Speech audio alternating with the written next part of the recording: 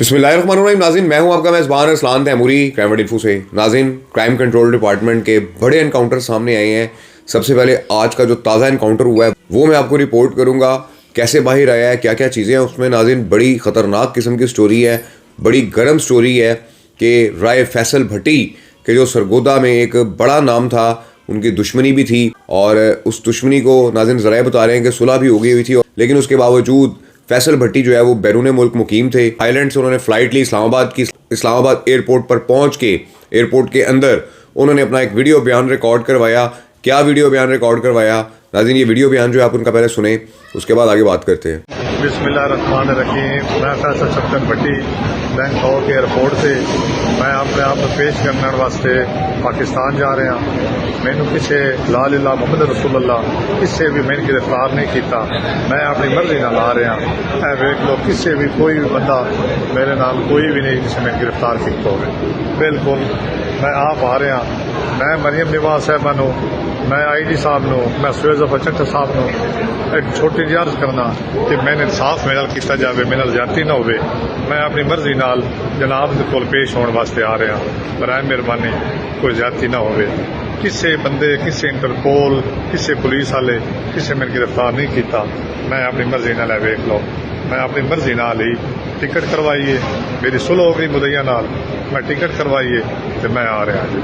मेहरबानी, शुक्रिया जी। नाज़रीन, ये वीडियो बयान रिकॉर्ड करवाने के बाद राय फैसल भट्टी के बारे में खबर आई कि उन्हें सुबह CCD ने पुलिस मुकाबले में पार कर दी है। नाज़रीन, ये क्या स्टोरी हुई, कैसे पार हुए, इस पर हम बाद में डिस्कस करेंगे। नाज़रीन, उनके बेटे का भी एक बयान आया है, वीडियो बयान आया है, वो क्या कह रहे हैं वो भी मैं आपको बताऊंगा कि वो क्या कह रहा है। कि पुलिस अफसरान पे इल्जामात लगा रहे हैं कि इन्होंने जो है मेरे वालिद को जो है वो इस्लामाबाद एयरपोर्ट से पिक करके जो है पुलिस मुकाबले में पार किया है। उससे पहले चलते हैं नाज़रीन, शरकपुर में 2 पुलिस एनकाउंटर सामने आए हैं। मुंडिया वाला एक गाँव है, वहाँ के ये रहने वाले अफराद थे जो ज़राए बता रहे हैं। एक का नाम यासिर खान नाज़रीन बताया जा रहा है, दूसरे का नाम फरमान बताया जा रहा है। ज़राए बता रहे हैं कि ये डाकू थे, मंशियात फरोश थे और CCD मॉलटाउन के साथ नाज़रीन इनका एनकाउंटर सामने आया है।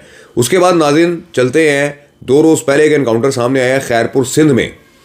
नाज़रीन, क्राइम कंट्रोल डिपार्टमेंट का ज़राए बता रहे हैं कि खैरपुर सिंध की जो पुलिस टीम है उसके साथ मिलकर एनकाउंटर सामने आया है और इस एनकाउंटर में गादी ग्रुप के जो गुजरांवाला के इलाका कामोकी का बड़ा मशहूर कब्जा ग्रुप और बड़ा एक माफिया था, इसके 2 अरकान नाज़रीन जिनमें अली अशरफ गादी और आकिब गादी शामिल हैं, इन दोनों को नाज़रीन एनकाउंटर हुआ है खैरपुर सिंध के अंदर। क्राइम कंट्रोल डिपार्टमेंट और सिंध पुलिस की टीमों का मुश्तरका ऑपरेशन था ये। नाज़रीन, बड़े रिकॉर्ड याफ्ता थे। इस पूरे गैंग का आप रिकॉर्ड जो है वो लगा देख रहे हैं। इस गैंग के अंदर जो है मोहम्मद अशरफ मोहम्मद जान, इसका भी CRO है। अली अशरफ गादी मोहम्मद अशरफ जान का बेटा था। और नाज़रीन उसके बाद आतिफ गादी इस गैंग का हिस्सा है, इसका भी एक लंबा चौड़ा CRO है। कामों की सिटी थाने के अंदर सदर थाने के नाज़रीन इनके मुकदमात हैं और बड़ा ठीक ठाक किस्म का इनका CRO है। उसके बाद नाज़रीन इस गैंग का एक और मेंबर है अहमद अशरफ, और ये नाज़रीन सारे अशरफ जान के बेटे हैं और ये तमाम इनका एक पूरा नेटवर्क था।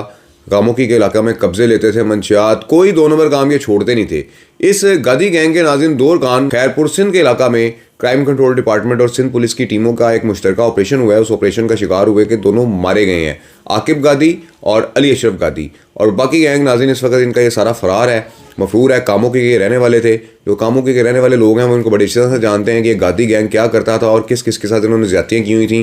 तो नाज़रीन ये 2 अफराद जो है इस एनकाउंटर में मारे गए हैं। नाज़रीन इसी तरीके से और भी बहुत सारे इनकाउंटर रिपोर्ट हुए हैं मंशियात फरोशों के, डाकुओं के, जिनके अंदर क्राइम कंट्रोल डिपार्टमेंट के हाथों ये जराइम पेशा अफराद के मरने का सिलसिला जो है वो जारी है। ये लड़ते हैं, झगड़ते हैं क्राइम कंट्रोल डिपार्टमेंट के साथ, उनको चैलेंज करते हैं, उनके अफसरान इनको बुलाते हैं अपने पास कि हमारे पास आओ। उन्हें ये धमकियां लगाते हैं कि हमने तुम्हारे पास नहीं आना, जो होता है वो कर लो।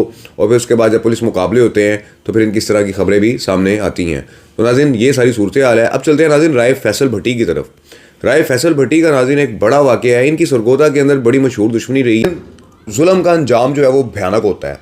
ये राय फैसल भट्टी साहब के बारे में जो लोग नहीं जानते, मैं उनको बता दूं कि ये 5 मुरब्बों के मालिक एक ज़मींदार हैं सरगोदा के, कि जहाँ पर इनके वालिद 1998 के अंदर मर्डर कर दिए। कलियार नामी एक फैमिली है वहाँ पर, बरादरी है उनकी जानिब से। तो इन्होंने उनके 8 बंदे मार दिए और तबाही उतार दी। उसके बाद इनका एक प्लॉट का मसला था, वो जिसके साथ मसला था वो शायर भी थे, अदीब भी थे। नेक्स्ट व्लॉग में आपको मैं तफसीलात बताऊँगा उनकी। उन्होंने सोशल मीडिया पर आवाज़ उठाई इनके खिलाफ कि ये जो है मेरे साथ ज्यादती कर रहे हैं और इनके बारे में पूरी नज़म लिख डाली उस बंदे। फैसल भट्टी ने क्या किया कि उसने उस शायर को तो मरवाया ही मरवाया, उस शायर के बशमूल उसके ख़ानदान के भतीजों और भाइयों समेत 6 अफराद ही और खा गया। और नाज़रीन, जब क्राइम कंट्रोल डिपार्टमेंट बना तो इससे अंदाज़ा हो गया कि इसकी मौत जो है वो अब करीब है और ये थाईलैंड फ़रार हुआ था। और इसे नाज़रीन ये थाईलैंड से आया नहीं है, ये थाईलैंड से लाया गया है। कैसे लाया गया है कि जब क्राइम कंट्रोल डिपार्टमेंट की टीमों ने इसका कच्चा चिट्ठा इंटरपोल के साथ शेयर कर दिया तो इसको पता लग गया था कि मुझे यहाँ से आगे गिरफ्तार कर लेंगे, इसीलिए ये खुद आ गया। तो इसने सोचा कि वीडियो बयान बना के शायद मैं बच सकता हूँ। लेकिन नाज़रीन, मैंने आपको बताया ना कि तीफी बट जैसा ताकतवर इंसान कि जिसके इतने ताल्लुकात, सियासत में ताल्लुकात, बड़े बड़े अफसरान के साथ ताल्लुकात, लेकिन वो बच नहीं सके। तो नाज़रीन, राय फैसल भट्टी जो एक बड़ा जागीरदार था, ज़मींदार था, ये पाकिस्तान की तारीख में पहली बार हो रहा है कि बड़े बड़े जागीरदार, बड़े बड़े ज़मींदार और इस किस्म के जो लोग हैं तो गरीब लोगों को अपने पाँव की जूती समझते थे, इनके पुलिस एनकाउंटर सामने आ रहे हैं। तो ये नाज़रीन राय फैसल भट्टी की स्टोरी थी सारी, ये सारी बात है। ज़रा बता रहे हैं कि बैरून मुल्क से भी इन्होंने जो है वो बड़े बंदे मरवाए थे, लेकिन नाज़रीन इदारे की जो पॉलिसी चल रही है उस पॉलिसी के आगे तीफी बट नहीं टिक सके। तो राय फैसल भट्टी क्या चीज़ थे, इन्होंने बड़ी कोशिश की कि मैं अपने आप को पुलिस एनकाउंटर से बचा लूँ। एयरपोर्ट पर इन्होंने वीडियो बयान भी जारी करके वायरल करवाया, लेकिन नाज़रीन इदारे की पॉलिसी जो है वो बड़ी सख्त है। इसीलिए मैं कहता हूँ कि जराइम पेशा अफराद जो हैं वो किसी गलतफहमी का शिकार ना रहें, इस किस्म की हरकतें मत करें कि आप फिर शिकार हो जाएं। और ख़ास तौर पर सोशल मीडिया पे जो झूठ बोलने वाले लोग हैं, जो आपको कहते हैं कि क्राइम कंट्रोल डिपार्टमेंट ख़त्म हो गया, ये हो गया, वो हो गया, इनसे जो है अवॉइड करें। तो नाज़रीन, ये इस वक्त सारी सूरत हाल चल रही है कि क्राइम कंट्रोल डिपार्टमेंट के एनकाउंटर्स जारी हैं। मैंने आपको बता दिया कौन कौन एनकाउंटर हुआ है।